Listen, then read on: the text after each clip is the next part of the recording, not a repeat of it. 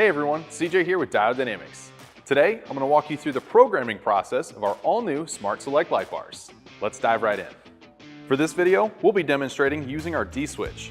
The steps are identical if you're using the standard toggle switch, so you can follow along regardless of which setup you have. It's important to note that this process is the same for both the main beam and the backlight, so you'll only need to learn it once.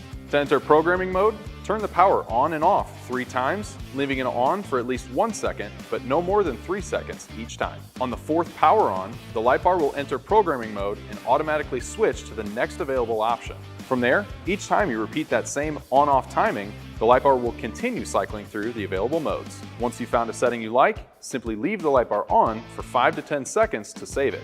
After saving, anytime you turn the light bar off and back on outside of programming mode, it will return to your last saved setting. When you've cycled through all available options twice, that's 16 cycles for the backlight and 6 for the main beam, the system will perform a reset flash. You'll notice each time you toggle power, the backlight will remain white or the full main beam will stay.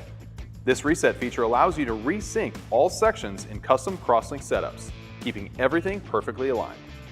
And that's it. If you want to pick up an all-new Stage Series Lightbar for your ride, visit diodedynamics.com or use our dealer locator tool to find a dealer near you. If you have any questions, comment down below, and thanks for watching.